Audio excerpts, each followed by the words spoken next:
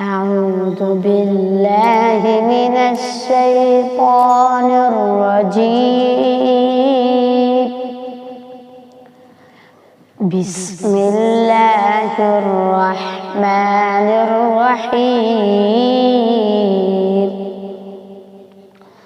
ولقد آتينا موسى الكتاب فلا تكن في مرية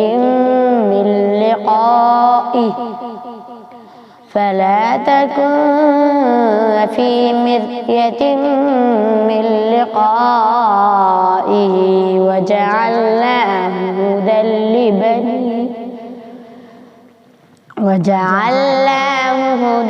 لبني إسرائيل.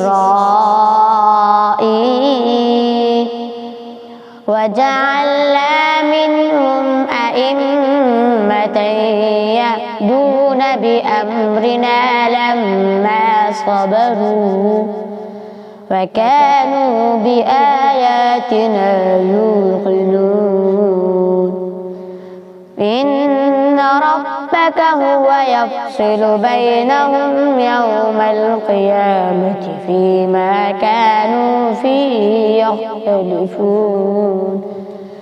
أولم يهد لهم كم أهلكنا من قبلهم من القرون يمشون في مساكنهم إن في ذلك لآيات أفلا يسمعون.